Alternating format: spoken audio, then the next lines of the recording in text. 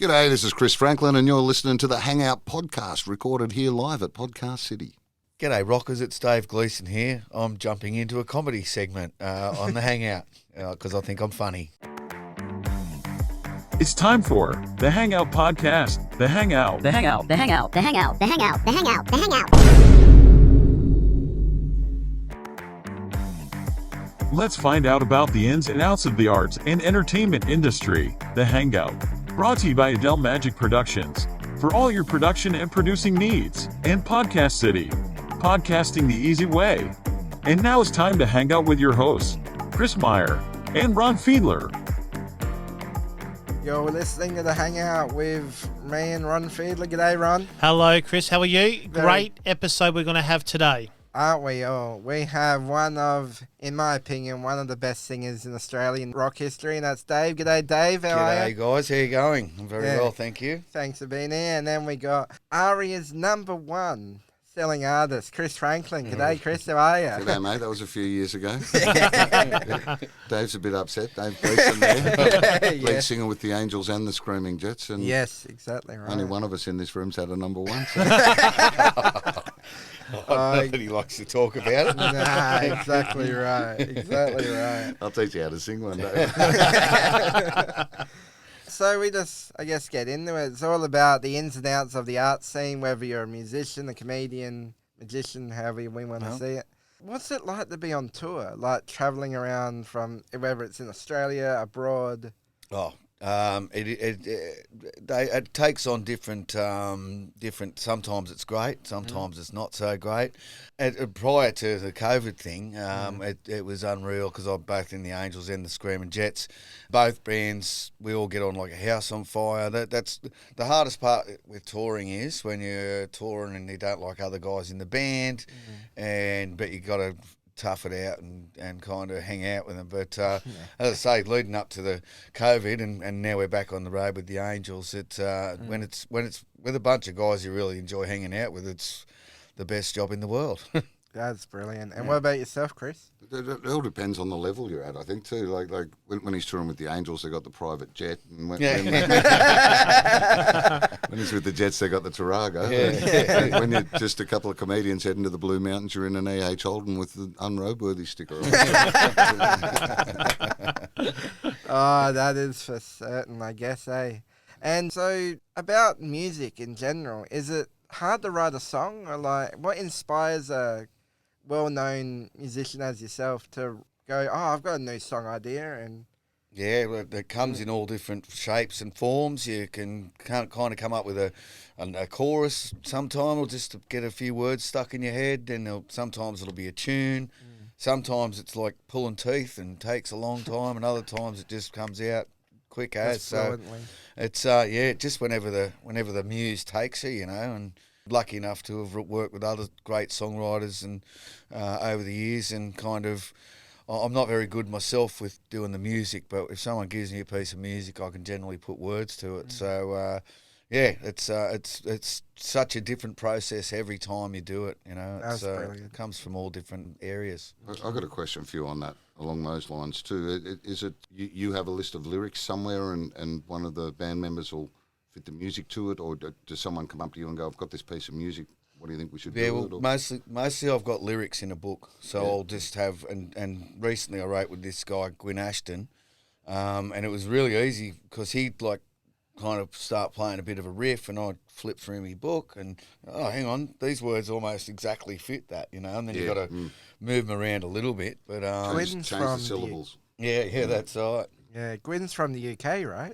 Gwyn's originally from here, but he toured the UK and Europe for many years. Wow. He was actually back here for a 60-date Australian tour that was kicking off at the start of at the end of 2019 and into 2020, and that tour obviously got postponed. He's been stuck here ever since.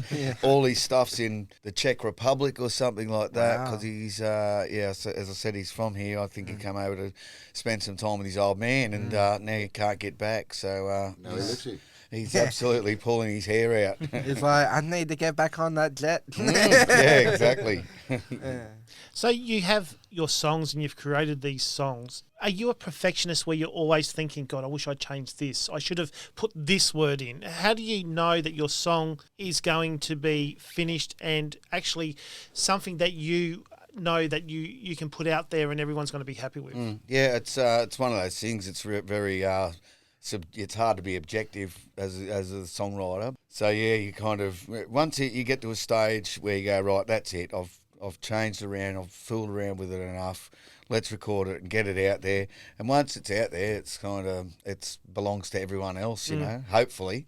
But Bernard Fanning said an amazing thing to me. He said the great thing about when you write a song is it comes from nothing. Like you haven't even got a chord progression, you haven't got a note played, you haven't got anything written down. He said, and through the process, at the end of it, you write something, you release it, and people go, wow, I can really connect with that, and it came out of nothing. So that's an amazing kind of thing about it. I think for me, of a person who doesn't write songs, but I hear them, I take them on as my own as well, because I have you get connections, and I suppose when you're writing the songs, do you look for that connection? Do you think, how can I connect this to people? Well, I think it's more about feeling like you've completed it more than you obviously hope that people are going to connect with it, but. Having said that, there's been a bunch of songs that we thought, oh, this is going straight to the top of the charts. Never did. Nothing. Didn't get there. Crickets. Oh, I'll have to write one with you. Yeah. Started climbing the ladder and going, we'll just sit here. I found, and I'm just doing silly parody songs, but the ones that come together really quickly are generally the ones that are more received by the audiences. If you have to work hard on making them right, they don't generally work. Yeah. So sometimes it might not be right with you, but it's actually going to be right for the audience. Yep. Definitely. For sure. So getting back to the ARIA #1 song that you wrote. I don't keep bringing this up. By the way. Was it, what inspired you to do it? I wasn't even doing comedy at the time. There was a comedian in Melbourne, a guitar-playing comedian called Pommy Johnson. Pommy. I met him recently. Great guy. Yeah. And he, I bumped into him in a bar in Richmond. Funny that. And we do that. He'd been on AA at Saturday, so I'd had a few of me. So I went up and went, oh, there's that famous comedian. And here's one you can use, and here's one you can use, and annoyed him for about 8 hours with old Cole Elliott jokes. I sung a few songs to him, and he said he must have seen some potential. And he said, come round to my house, gave me his address a couple of days later. Went round there. He said, I've got this idea for a song. I either want to do bitch and do the male response, bloke and do the male response to Meredith Brooks' song Bitch, or I want to do bitch and do a song about Pauline Hanson. So I wrote both of them, and he started doing the Pauline Hanson one on stage, and then I started doing comedy, and I said, do you mind if I do that Bloke song? And he said, you wrote it, go for it. He's actually still got the original piece of paper with the original words on it. He won't give them to me. He reckons I'm going to die before him, and it's going to be worth Sotheby's. That's got to go in the Music Hall of Fame, doesn't it? So during, when you tour from, say, state to state, did they actually really get you a tour bus? Like, how does that come about? Well, it used to be we'd get in the Tarago and we would pick it up from our jump-off point, and we'd drive that all the way through the country. And then as flights started to get way, way cheaper, and touring kind of changed. It used to be Tuesday to Sunday there'd be gigs somewhere, but now there's gigs Friday and Saturday is when the touring bands are out there. I'm hoping that's going to change because I'm looking at the maths of it, right? There's all these bands who haven't been able to tour for the last 2 years. There's only so many Friday and Saturday nights. So I'm thinking maybe between Thursday and Sunday there'll be more of a kind of concerted effort to have acts on all those days. Because as I say, we'd get into Tarago on a 6-week tour and I'd pass through home twice, right? Yeah. Now I'd do a weekend in North Queensland, come home, go to West Australia, come home. So it's a much different beast. And then in the States and in Europe, it's unreal because that's where you get on real tour buses, right? Oh, right. They sleep 12. They got the driver and a kind of a bar lounge area behind him, and then the 12 bunks, and then a bar lounge area down the back. So that's a proper motor coach. Yeah, it's unreal. We just had the best time. And go to sleep in Montana and wake up in LA.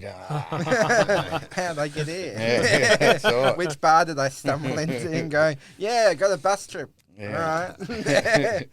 All right. So what's it actually stocked with? What do you stock up on in those tour buses? Well, a lot of Jack Daniels. Some things we can't mention Some on a things podcast. back in the day. But yeah, chicks, which can make it a little bit hard once you wake up 300 miles away from where you left. You know. Yeah. Can you want some money for a cab? It's like the nearest truck stops here, love. Yeah, here we that's go. right. Get the finger out. Off you go. Oh, crazy times. I remember the Radiators had toured in that many Taragos, they actually bought their own. Yeah, right. They converted, they had the esky built in between the two driver seats in the middle of the first row of seats. Always thinking. Had a Velcro section on the top of the esky for the bong to stick on. The bowl to stick on. It was all set up. Bess Parker had it. It was great. I remember we had a van called Harry when the Jets first started. Harry the High Ace, and it was one of the old style High Aces, so it had no windows in the back. And what we'd do is we'd put all the gear in there and set it up so that the three of us could sit in the back like on a lounge smoking billies. After about 3 months of me, I'd get out of the back and I'd have such a headache, and I'm like, oh man, I don't know why, because then you'd have to do the show. And it turned out there was exhaust leaking into the cabin as well, so we're punching billies and carbon dioxide. Yeah. It's like you're really getting the highlights. Full effect. Dutch oven. So is there any like career highlights you could pinpoint that you'll never forget? Oh yeah, I mean, on our second international tour, I got up on stage with In Excess in front of 60,000 people and sang "Don't Change." Wow. That was the day I met him, and we're leaving the backstage area, and their tour manager came out. Dave, Mike wants you to get up and do a song with him. And I'm like, oh, Incredible. All right, when? Like tonight, now. It's like 60 metres that Yeah, way. that's right, but that was pretty mad. I turned around at one stage. I think Wayne's World had just came out. Oh, yeah. And I turned around at one stage, and they were all doing the "We're Not Worthy" at me. Like, Oh, wow. "We're Not Worthy." I was doing some fairly crazy antics up there, but that was one in particular. Played a show in Hollywood that had Soundgarden, Alice in Chains, Pearl Jam on the bill. Wow. It was the first kind of foray for all these Seattle bands into LA. Little did we know they were about to ruin our career by changing the whole genre of music. But we shared a room. We were kicked out of our band room because the next band to come in was Spinal Tap. So we walked out as they were walking in. So that was pretty awesome. But yeah, a lot of moments like that. So how does it go with backstage? Like you said, band rooms that the bands go in. Do you just get like you've got 2 hours and that's it, or do people get certain areas that they can just use the whole time? Yeah, it depends on how big the band is. Depends if you're the main band, you can stay wherever you want for as long as you like. But yeah, I mean, even on this Red Hot Summer tour that I'm on at the moment with Living End, Hunters and Collectors, James Rain, etc. We come off stage. The bands before us, so Killing Heidi come on before us. They kind of leave just after the Baby Animals go on stage. So because of the COVID protocols, we've got people moving in and out. But generally, I mean, I've woken up backstage the next day. How come everyone left me here? Yeah. It's like, the stage is here, but everyone else is gone. Everything's gone. Stage gear's gone. Audience is gone. Audience. Your clothes are gone. Everyone's closed. Yeah. What about yourself when you're on the stage and you've got all these different comedians? Where do you go? Where do you plot yourself so that you got time to relax before going on stage and getting ready and getting in that zone? At the nearest bar. Yeah. And things like the festival that's happening now, the Fringe in Adelaide. It's been 2 years since a lot of the acts I'm catching up with now have been able to get out here. We've missed each other for 2 years, so it's been a very social time off stage for all of the acts. That now that the borders are open and we can all get around, the stage time's actually interrupting our festival. Yeah. And the thing is, you don't realise it until, as Chris is saying, for the last 2 years, we haven't been able to go anywhere. But before that, you're in Queensland one weekend you're catching up with your peeps up there that you know, you're down in Victoria, you're over in West Australia, in Sydney, and then suddenly that's all cut off. And, you know, you kind of take for granted the fact that, you know, you always, you know, knock into each other at airport lounges or whatever. And, yeah, so that was that's what's been great about getting back on the road as well, is just seeing people that were part of our lives all the time. And then Just for 2 haven't seen years. Take them for granted, and then you realise how much you missed them. Yeah. Yeah, exactly right. And then it comes down to, at the end of the day, that's our colleagues. Like, they're our brothers They're our and sisters workmates. in arms, going through the tough times, especially when COVID was like, look, I'm going to just drop a couple of dots here and spread everywhere. And then all of our work come to a halt. Myself as a promoter and producer, like, all of our work stopped. We couldn't call a pub and say, hey, we're going to bring 50 people to your place. They were like, nah, sorry, we're going to close for a while because there's no COVID. Yeah. And that brings me to a little story I am eager to hear about, these backyard shows that you were doing. You had, Can you tell us about that? had Lars Callio on the other podcast from Canada. It was his concept. He started what they called fire pit comedy tours over there. In the summer in Canada, when they were allowed 10 people in their yards, they'd promoted and they'd get a minimum of 10, $20 a head basically. Turn up with a small PA and do the show in the backyard, so people still got live entertainment. We still got some sort of an income. But I was doing it in Tasmania. We called it Backyard Belly Laughs. Got a young fella from Tassie to do the support for me, a fella called Ned Townsend. Nice. And, we'd just turn up in people's backyards. Sometimes they hadn't even booked us. What's going on out there? That'll be $200. You get 3 or 4 of them over a weekend, and it you know, Pays for your week. got us through COVID basically. It's great how people come up with these initiatives.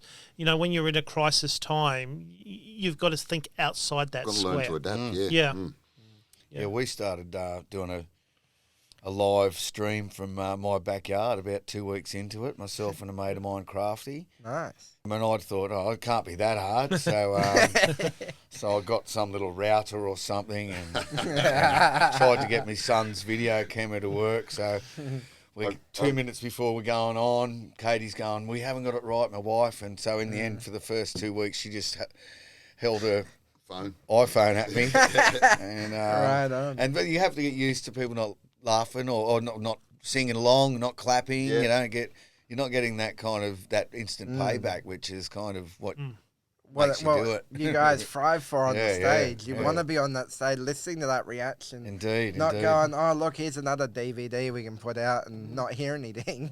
I followed the progression of, they called it streaming, not screaming. Oh, And from the first one, you could see it was on the phone or just in your backyard, basically. And the band slowly grew and they got sponsors in, and then they ended up, when things opened up a little bit, doing it to small crowds at the Gov, live on stage with a full band. And it just slowly eased back into being a real thing. 31 Sundays in a row we did. Wow. And then that finished at the end of 2020 because all through 2021 I was all booked up with the Angels and Jets between both bands. And then January came and, oh, no, we can't do January. And then we were looking at going back to the Gov and doing it again, but they already had stuff booked in there. So kind of the whole last year, I'm sitting there going, we should have just kept going. We could have done 50 of them or 100 of them. But anyway. Could have just called the guys and go, hey, did we borrow that stage for the next 6 months? That's right. That whole Zoom thing opened us, or gave all of us a lot more opportunity to interact with our favourite bands or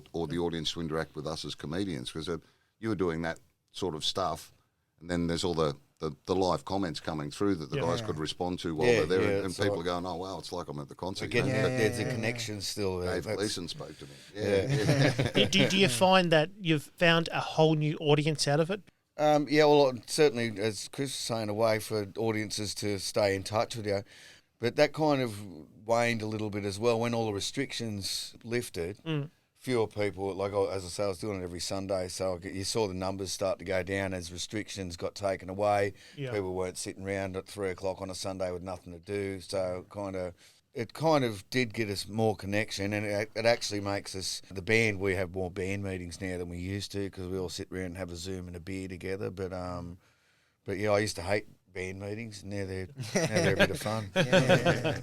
Is there a time where you've gone to a show and, you know, you're playing, because being in multiple bands, I would presume this might happen one day, that you start singing a song that's actually from your other band? The music always starts before the words. The intro gives it away, but I did. I have sung the wrong song of the same band at a different time. What we were doing, we were doing the last song of the set is usually "Can't Shake It," so the boys started playing it, and I'm not going to say that the Angels' music sounds samey, but it's always in A. And, but yeah, so I start singing the song, and then John and Rick look at me, and then the crowd laughed at me, and it's all right for you when the crowd's laughing at you. When they're laughing at me, it's not so much fun. Yeah, you're like, take it from the top. Yeah, Just joking, hang on, guys. let's start that again. Yeah, it's fucking around. Take it from the top. It's like, boys, it's this chord, not this chord. No, it's been good. I mean, I do have to keep the two separate, because with the Jets, I'll say whatever the hell I like at any given time. And with the Angels, I kind of keep me P's and Q's down, because I'm there to represent Angels songs. I'm not there to tell them what I think of Clive Palmer or. And I've been pulled up a couple of Which times. he does a lot on the Screaming with the Jets Jets. shows. With the Jets, I'll say what I wish. The difference is that the Jets is your band, That's basically. right. And you're employed by the Angels to sing with them. Exactly, yeah. and to honestly kind of recreate their songs on stage, and And you do it beautifully, by the and way. Doc, Oh, yes. and Doc Neeson, I don't know. Thank you for that. Doc was an amazing performer. He never really, he wasn't like, "Hey, you're rocking on. Is everyone having a great time?" He wasn't that guy. He was like, he would just say enigmatic things like, "There's a blood moon tonight," and just so there was a real drama to his show, whereas opposed to the Jets, where there's a bit more kind of larrikin-ish behaviour. He was very theatrical. He was, yes. I've noticed early in your Angels days, you were always wearing the tie like Doc did, or a scarf. Do you still do that to separate yourself from the Jets? I still wear different. Yeah, I wear at least a waistcoat when I'm with the Angels, just to class it up a little bit. Nice. But I was telling my son the other day. I said we were talking about when I was young and that, and we were talking about. I was saying. Taking your shirt off on stage. I used to always take my shirt off on stage. I remember that, yes. Hell, sometimes I'd walk on stage no shirt before I even got a sweat up. I've seen you take your pants off. It's some of the kids. For sure. Some of the kids. Have one of the Angels, in my opinion, one of the best songs of all time was "Am I Ever Gonna See Your Face Again?" I absolutely loved that song when I was a kid growing up. I play it when I'm playing when I'm at work, and I just listen to it on repeat. And then after a while, I was always curious about where those extra 6 words came into it and why it became part of the culture which it is today. It is bizarre because the boys, and I hear this story from John and Rick, they were playing at the Mount Isa Catholic Club, and it was about 1980 or 81. So the song had come out in 74 as a single and hadn't done much at all. Wow. It was kind of just a throwaway kind of song. So they were playing this gig. They'd done umpteen encores. They're sitting backstage going, "What are we going to play now?" And Chris Bailey, their bass player, said, "Well, let's play Face Again." They're like, "Really? Haven't played it for years." And, they got out there, got to the first chorus, and no way, yada yada came on, right? And the band was shocked at first because they're like, what? What's What have we done? But now it turns out it was something that someone told me it started at blue light discos. Oh, really? The kids started yelling it out. And this is before, obviously, social media or any of that stuff. So it actually grew by word of mouth. And then there's a legendary album called Live Line that they did, which has got it on it. And that's the first one that has the extra words, and and it's written in hit rock history for forever, and it just came about totally by an organic, by just accident, organically, really. I actually sang that with a military band in Afghanistan for the troops. Right. Is that right? Aussie troops were yelling. Oh, it's unreal. I mean, it was a couple of weeks ago when we first came back, and we were doing it. I was playing a gig in Mornington Peninsula at the Mornington Racecourse, and 10,000 people yelled it out, and I actually, and without a word, I started choking up. It had been so long since I'd had that type of reaction. I was just like, wow, this is powerful. momentous. Powerful, yeah. It must be an epic thing to have that connection with your audience. Yeah, absolutely. It's paramount to everything. Oh, definitely. I remember a little bit I watched on YouTube recently of, I don't know if it was your recent show at the Gov, but someone had filmed this. Right. And it was that song, Am I Ever Gonna See Your Face Again? And you had stopped singing. I think you were taking a sip or something. Right. Doing something on stage, the video was showing. But the crowd kept singing that chorus. Yeah. That little bit of... Oh, they can't wait. They're just psyched on it. Which it's strange that we played about 3 or 4 songs into the set, and I always go, why don't we finish on that? And probably because no band can follow you on stage after that. Exactly. The band after, he goes, what'd you do that for? Now what do we do? It's like, good luck, and then walk off. It was a weird time after Doc and Buzz had left the Angels, where he'd started DNA, Doc Neeson's Angels, and the Brewster brothers still had the Angels' original band going. Yep. I did a mini tour in Sydney with the Angels and Rose Tattoo, and I was with the Brewster brothers band. Nice. And I should have said, I didn't get a very good response from them. I suggested to them that they should do a tour with Doc Neeson's Angels and let the audience decide which Angels. So when I first started, there was all this argy-bargy going on between Doc and Buzz, who had an inception of the Angels, and Rick and John, and they had Chris Bailey in there as well. So they had 3 original members. But yeah, when I first did shows, it was called Rick Brewster's Angels due to legal problems. But I was very lucky to get the chance to see Doc prior to him dying, and he was very cool about it, and he said he bears me no grudge that I'd moved in the band, because he'd actually left the band and was off doing his own thing.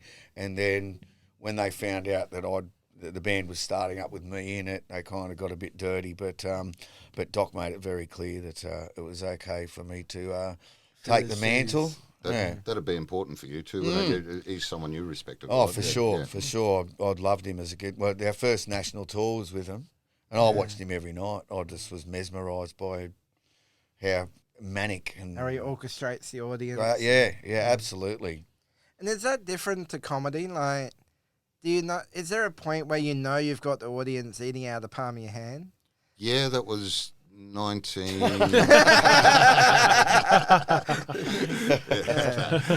you can tell sort of in the first 10 minutes of a comedy set whether you're going to have to work or whether they're just happy to be there and they're going to come along for the ride.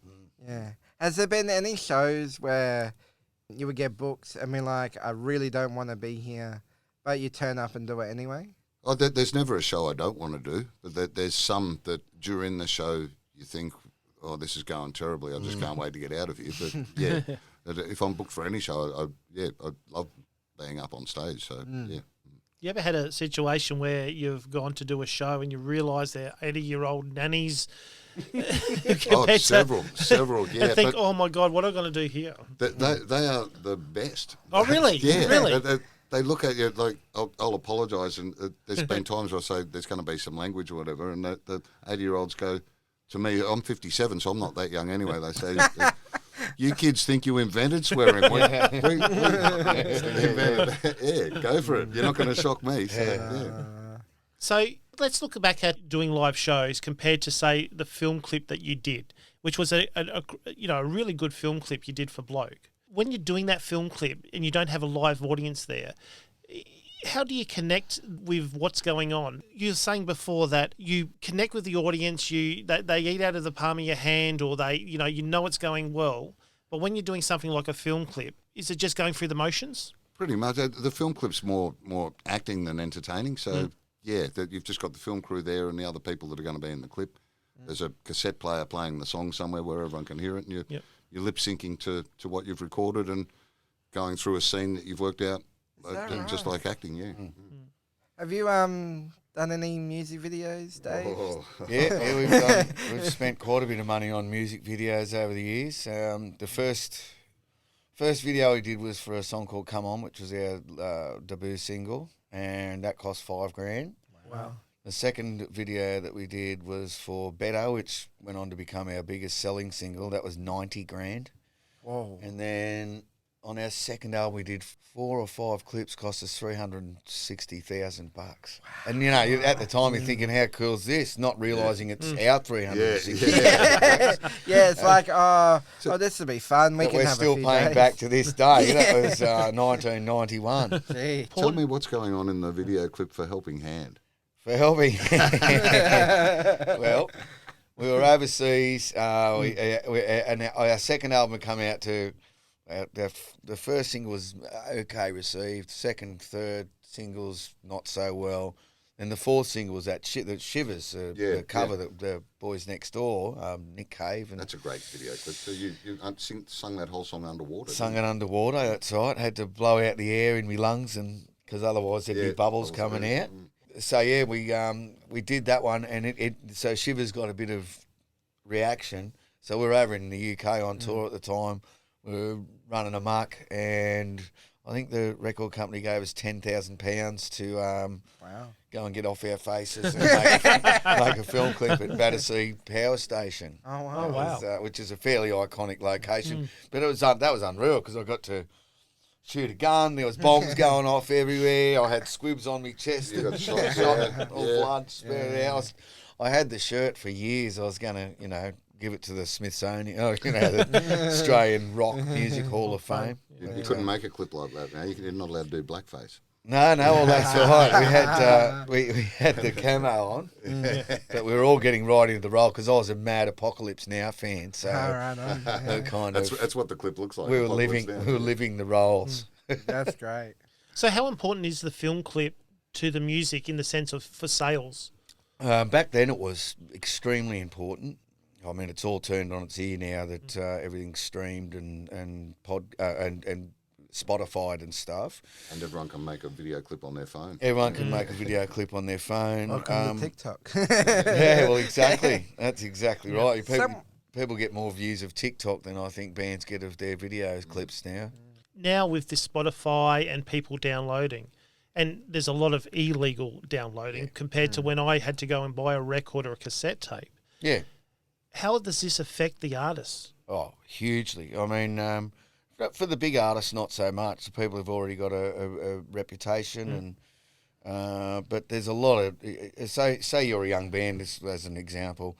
You're a young band and you get 1 million views in Germany but you're in Australia, and that 1 million views you get $7,000 for. So that's not going to pay for you to get your band over to Germany to hit that market that you've hit, right?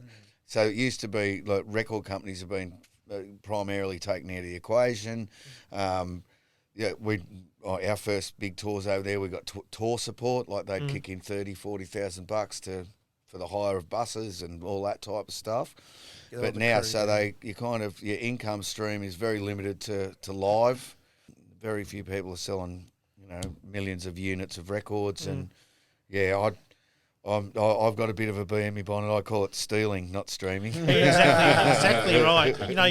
You wouldn't go into a shop and take a packet of chips, but you'll rip it off the internet. And that's right. And people and the thing about being in a band or being a performer is it is a form of intellectual property. It's something that you come up with on your own, and to not be able to exploit it's a bit kind of.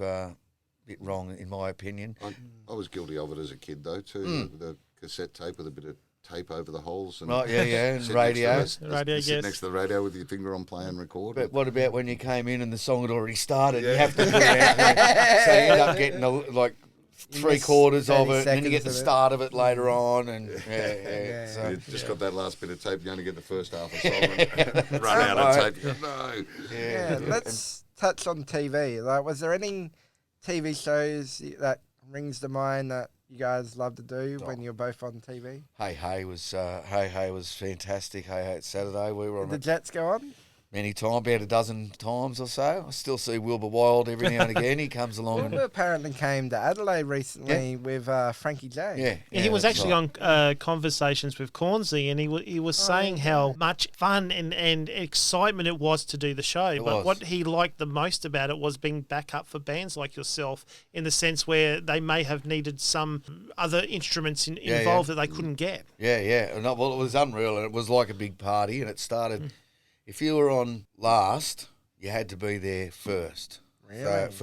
So they rehearsed it backwards all the way through to the show, and then they rolled it out. So Right. if we'd get there at 10 o'clock in the morning, or what time did it go to? About 9:30, yeah. So we'd get there about 10, 11 in the morning. We'd have to do the rehearsal all the way through, and then the show would start. You weren't allowed to leave. Wow. So you had to have fun while you were there. And I met Cuba Gooding Jr. there, and obviously all of Wilbur and Red and that. And Red Simons was one of my favourite acts for ages on that gig. Then he got to do the big gong. The gong, thing, yeah, right? yeah.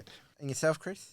I had a lot of fun doing Fat Pizza many years ago. Oh, yes, Yeah. yes. That's The probably how- original. yeah, right back at the start. And then Paulie brought back Fat Pizza back in business and got me into that first season. I was written into the second season too, but COVID stopped me from getting to Sydney to film it, so had to write me out of it. But at that first season of the new season, it was 20 years exactly. So I played the same character for 20 years in a TV show. like Neighbours. I've got a story as too. I was on Housos versus Authority. Oh, yeah, nice. Got Oh, smacked in the yes, face. I Got remember smacked that. in the face by Paulie with a thong. Beautiful. That was Yes. that was a spin-off of Fat Pizza, right? Yeah, it was like because the Housos was like a Housos different. was a separate. Oh, it was story. actually Yeah, separate. all I different thought it was a characters. spin-off. The I way I know. read the little article. All different characters. Oh, there you go. Yeah.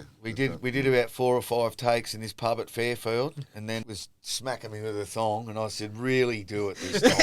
And he goes, "All right," and he whacked me, and my ear rung, and I hit the deck, and that's the one that's in the movie. So it was great acting from me, Yeah, on my nice. part. I thought Nice. method acting. The live tours, you took these Housos versus Fat Pizza live tours around. Oh. And the You did one comedians- here, the Arca Bar, but Right. just up the road. Yeah. The comedians that played, like Gary Who, myself, that had characters in the shows would just do stand-up, and Paulie would be his character doing different things. Right, And yeah. The audience, when he was the guy that thonged everyone, there was a line after the show. Waiting to get thonged. I'm going to get funged by Paulie. Getting their mates to take a photo of the thong and saying to him, hit me properly. Hard as you can. Yeah. That became a bit of a cult following, didn't it? Yeah. That was from Housos, the thonging, yeah. Only got 3 episodes in Housos, and then Angry Anderson's bikie gang threw me off the back of a fishing boat in There you go. I wouldn't expect anything less from him. Have you guys Yeah, ever... well, it wasn't even in the script. There you go. Have you ever thought about doing like a live show on, say, at the Gov or wherever, and do like a bit of a DVD sort of thing where you film the whole thing? And then... Yeah, the Angels are more proactive on that scale. We've done plenty of stuff that we've recorded. We've done the Symphony of Angels, which was where we played with the Adelaide Symphony Orchestra. That would have felt very different. Yeah, oh mate, the Angels music it's got a real lot of drama in it. So it really lends itself to having kind of, big orchestral parts and stuff. I bet you wore a vest that day. I wore a 3-piece suit that day, mate. You got to get in the full bag of fruit if you're out in front of the orchestra. But yeah, we've done a few of those. There's a great video or DVD of the Screaming Jets live at Newcastle. Right. Me with the Mad Mohawk, the pub. No, I'm sure it was at Newcastle. It's in a proper setup, Right. mainly blue lighting. Looks really good. But yeah, there's a full show Could be of the that. Palais. We did a few things early on. I was always of the opinion that you see these YouTube videos when they're young and stuff, and I thought, someone was just happened to be there with a camera. No, they orchestrate all that stuff. Yeah. Oh, wow. I thought, people are just going to be following. The Jets are in England. People are going to be turning up, going, "We got to film this." Yeah. No, you have to film it all yourself. Not anymore, you don't. Everyone's got a camera crew in their phone. Yeah, you probably could have gone and said, "Hey, I give you £100 if you can film this for an hour and that's come right. backstage with us." Did you ever play like the I think they call it over there, London Palladium? Yes, we played the Hammersmith Odeon, which beautiful became place the over there. London Palladium, I think.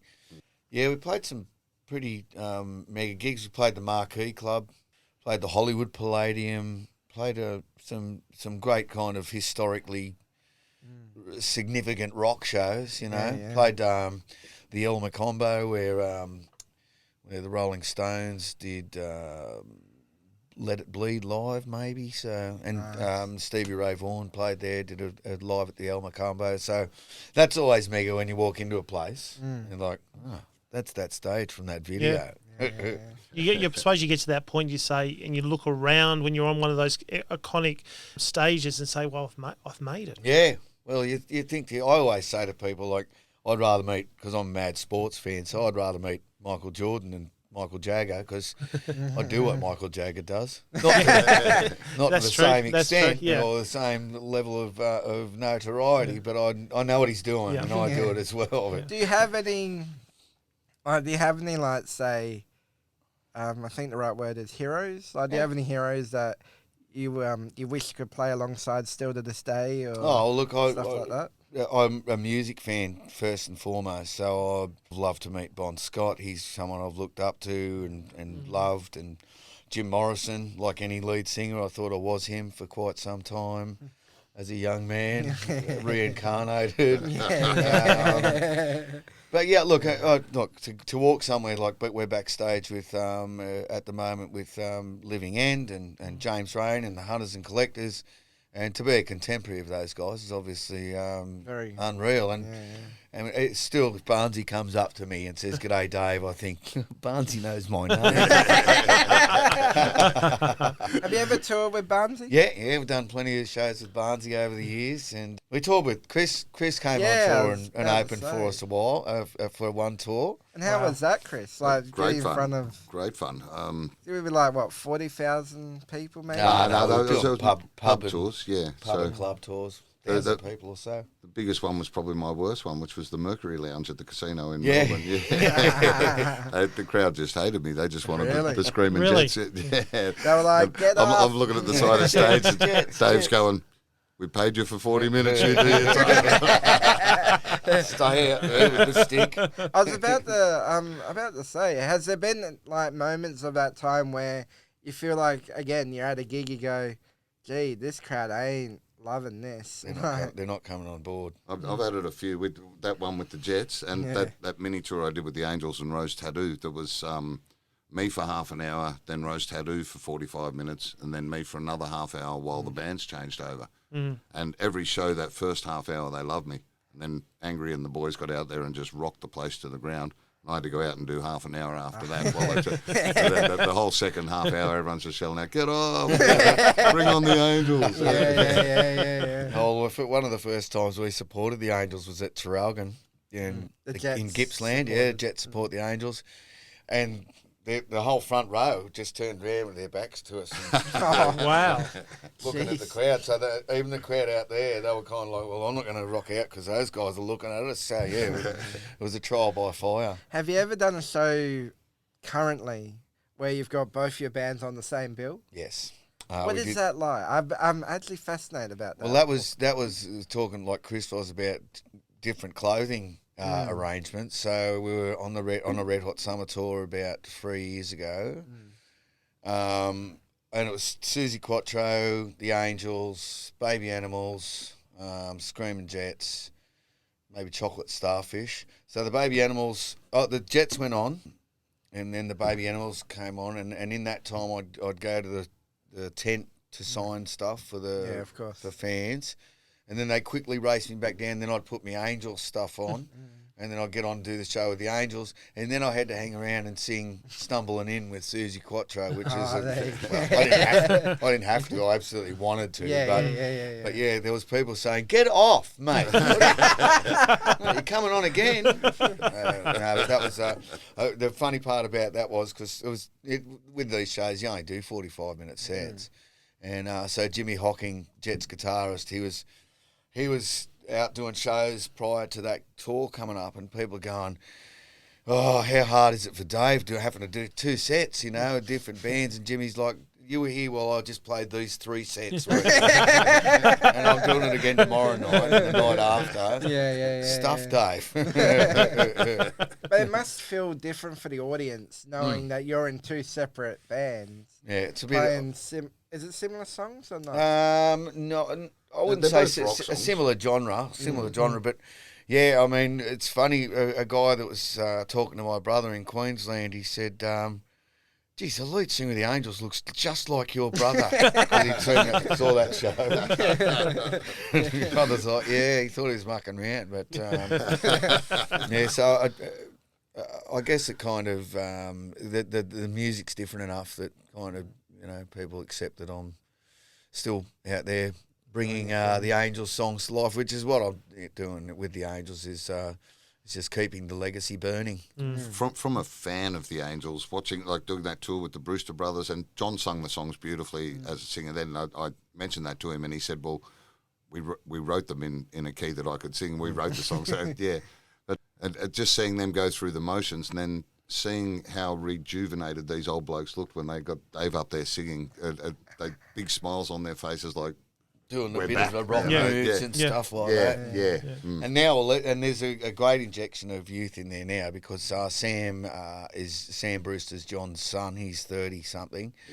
He's taken on the bass for, And he's playing bass, and Nick Norton's a drummer. He's in his 30s as well, and they really they just bring an extra spark to the band, rather than a bunch of hard-bitten old guys that sit around hating each other. So it's good fun. A good bunch of blokes. band members young enough to have never heard of record company. Yeah, that's right. Yeah, exactly right.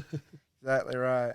Well, something I would like to know is, out of all the places you've played in Australia, the Enmore Theatre, the Febberton, where is the best place that you've both performed that you just love going back to?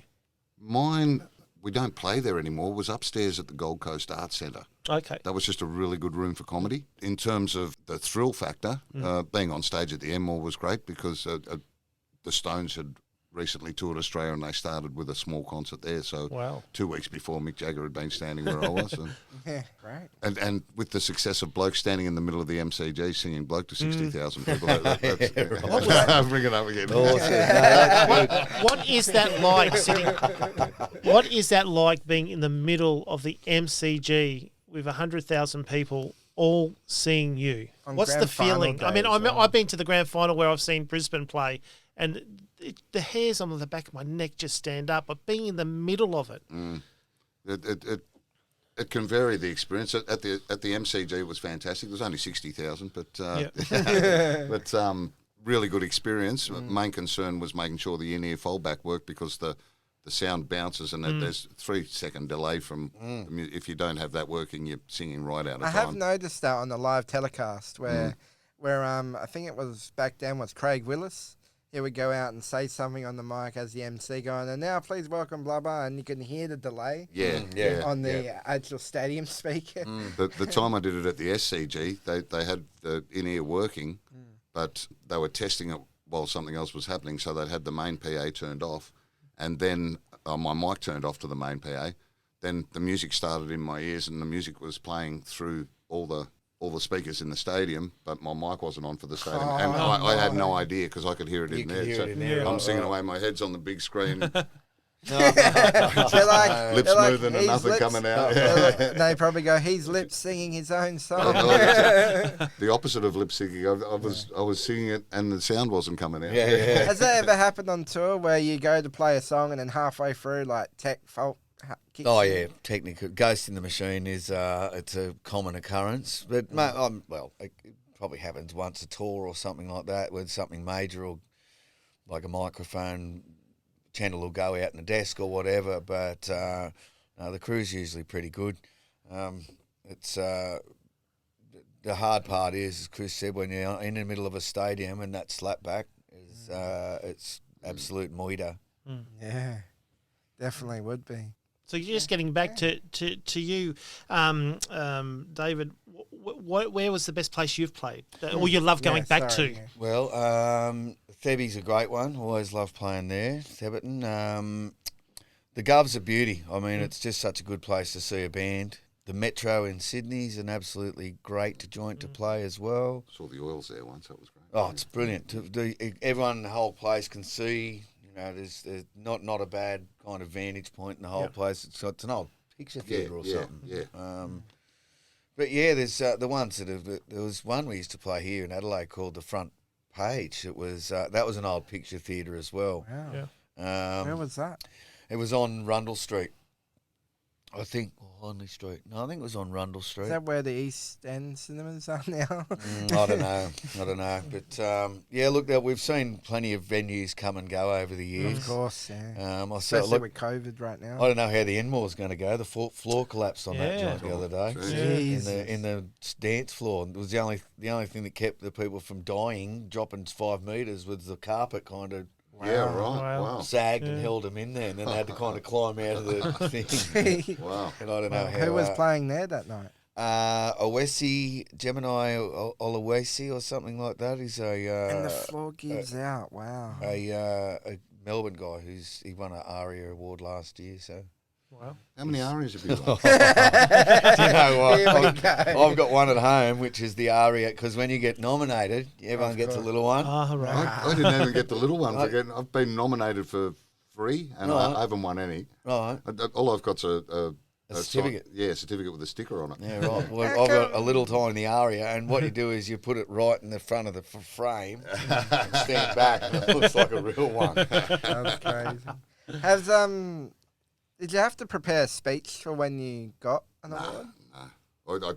If you assumed you're going to win, I guess you would. But I never. But would they prepared a tell speech. you ahead of time if you're about to get, say, inducted to the Hall of Fame? Or... Yeah, they tell you that. Well, I assume.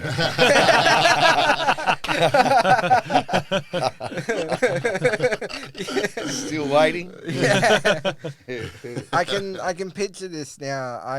Don't know why, but I can see the Angels being there very soon. Well, no, the Angels are in there. They got put in there about 2007 or something Oh, like right that. on. Yeah. So they're Before your time. yes, most deservedly so. Yeah. So you're playing with Hall of Famers. Yeah, exactly. I mean, we've got a song called FRC, which might preclude us from selection to the Hall of Fame. The F and the R stand for fat and rich. We won't say what the C stands for. Yeah. Has there been, and talking about comedy for a minute here, has there been any like sets you've done on stage that you've gone, well, I should have wrote it this way, or I should have wrote it that way? I don't sit down and write as such. I get an idea for a joke and I'll get on stage and say it. And if it doesn't hit how I think it's going to, I'll give it probably 5 goes of trying to reword it live on stage. And if it doesn't work after that 5 times, if I can't work out how to say it to make the audience see what I thought was funny in it, I'll just drop it completely. But Yeah, fair enough. normally, sometimes, somewhere in those 5 different versions of it, I'll get a reaction and work on it from there. And how long have you been doing comedy now for? 25 years? So this is literally your silver anniversary tour. Yeah. Wow. Yeah, I That's guess so. great. That's about longest job I've ever had. And where was your first time you did stand-up? October 97. Oh, right on. Was that in Tassie? That was just it's the SB in St Kilda. They had a Sunday open mic day all day, and I said I'd bumped into Pommy Johnson in that pub in Richmond. And he said I was annoying him that much. He said, if you like your comedy that much, come down. I'm doing a show on the weekend. I'll put your name on the door. So Oh, no. I went down. My name was on the door. I went backstage to thank him, and he was hosting this open mic thing. He said, "You're here. Good. You're on." He threw me on stage, and I'd stood on stage and recited about 15 minutes of Col Elliott jokes for me, maybe. Nice. Yeah, with Pommy standing in the wings going, "Here's one you can use." Great. Yeah, but I got the bug from that, and went from there. Been going ever since.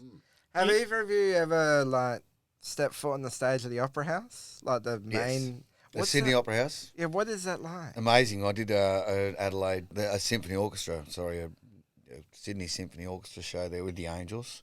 Beautiful. Oh, it's unreal. It's just to be in such an iconic building, and funnily enough, we were rehearsing, and they take tours around.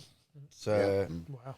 so I had all these Japanese tourists in there while we were rehearsing, am I ever going to see your face again? And the choir had just come in and they were going, no way, get. I know, they're looking around, is there swearing going on here? So, yeah, it was... no, it's a beautiful, beautiful building. They just after we finished there, they were taking time to redo the sound because it had been a problem for years with the acoustics in there and that.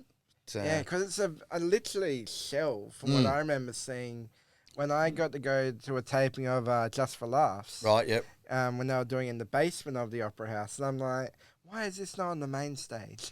And then, yeah, I could tell the arch of it was just stunning. Yes, well, Utzon, obviously the designer of it, he pulled out halfway through because the people were telling him, oh, you got to do this, you got to do that. So then they got this other guy from Australia to finish it off, an architect, but he didn't have any of the designs for how the acoustics were going to be, where the baffles were going to be put. So he had to kind of work it out in this bizarrely shaped building that I'm sure Jan Utzon had an idea what he was going to do, but because he just disconnected himself with the project, the guy just had to plough ahead regardless and like do what he get could. halfway through, go, this will do. Yeah. Then walk off.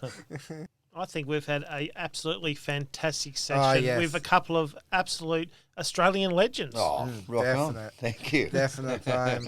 You got anything you need to plug? Yeah. Or like to plug? Are you touring? Where can people get your Well, socials? the Angels are on the Red Hot Summer Tour at the moment. That's touring all around the country for the next 4 weeks or 5 weeks with Hunters and Collectors, James Rain, Living End, the Angels, Baby Animals, Killing Heidi, and Chocolate Starfish. I think Boom Crash Opera on it, but I think Dale Ryder might be a bit crook at the moment. A few of those bands have had some number ones, haven't they? Yeah, between them. The Angels have too. And then, the Jets start touring in July, and we'll be doing our 30th anniversary in our 31st year. So, well, we've got to get tickets for that one. Yeah, Definitely. absolutely. And they can get tickets at Ticketmaster. And The best way to do it, because if I can, I'll just say, whatever you do, never buy tickets from Viagogo or Viagogo. It's an absolute rip-off. Don't go near them. If you can, just everyone's website has links to buy tickets, and that's the best way to kind of get it done. Go to socials. Yeah, Go to the actual website of the band you want to see, and they'll get you to the right ticketing place. And where can Good they advice. follow you guys on? Like Twitter. No, I've got, what am I on? I'm on Facebook. I'm not allowed to have my own. I have my own thing, but my wife won't let me have access to it. it's like who's hitting him up? Because I say stuff. Yeah. And so she's in control of that. But yeah, I got Facebook and Instagram, and just to keep in touch and let people know what's going on with the Jets and the Angels. Oh, great. And yourself, Chris? I'll be getting around the Melbourne Comedy Festival for March and April, basically, and then a few other gigs around the country after that. And you can find me on MySpace. MySpace. You're showing your age now. That's not a thing. Just before we go, I did want to touch on the Melbourne Comedy Festival. Your show that you do, the After Party, in my opinion, one of the best late night comedy shows to go to. Reminds me of Fat Cave when I go see that Saturdays at the Gov at Gluttony. If you ever want to see that. How did that come about? It was just a free gig late at night in the Exford Hotel in the public bar. Started at 11, finished at 1:30. That they were putting on just to keep people in the pub after the shows they had upstairs in the performance space were finished. They just had different MCs every night, and they had no stage, and it was a bit of a mess. Not a real good PA, and there was not a lot of starting out comedians rather than pro comedians. So there ended up being a lot of fights between comedians and punters that were there. And classic. Yeah. they fighting at a comedy show. I've seen it all at that show. It took me they got me into MC it, and I said, I need a stage, I need this, and it's still free and it's still late at night, so there's a lot of people there that aren't there for the comedy. So you need someone who knows what they're doing to take control of them and sort them out and then get the show going. And it took me 2 years to train the audience on how to be there for the show. So, we've got there now. It's almost a show that used to be known as the Bear Pit, and now it's just called the After Party. So Awesome. The Bear Pit was one of my favourites too. I only got to come once, but God, did I love that time. Have you ever wanted to try stand up before, Dave? I kind of get away with a bit of it in my show. Every time it gets on stage. Yeah. I always say that every comedian wants to be a rock star, and every lead singer wants to be a comedian. But I went with Chris to Griffin's pub the other day, and where we met.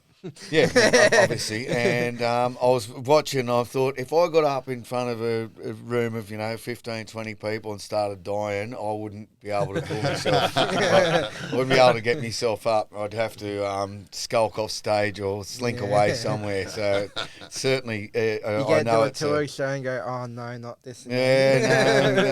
I thought this was funny at home. But yeah, so it's certainly something that I admire in people being able to do. As a comedian, it's great to see someone without the experience dying up there. If they do hear laughter in the room, it's generally the comedians at the back of the room. So, It's at you, not with you. Yeah. For sure. Well, thanks everybody for joining us today. Follow us on all the usual socials, and that's a wrap. Rock on. Thanks, Good on Ron. you Good to guys. have Thank you you. on. Thanks for having Thanks me. so much. That's another episode of the Hangout Podcast, brought to you by Adel Magic Productions. For all your production and producing needs, and Podcast City, podcasting the easy way. Don't forget to subscribe to our podcast so you don't miss any of our new episodes. Chris and Ron look forward to hanging out with you real soon on the Hangout Podcast. Catch you next time.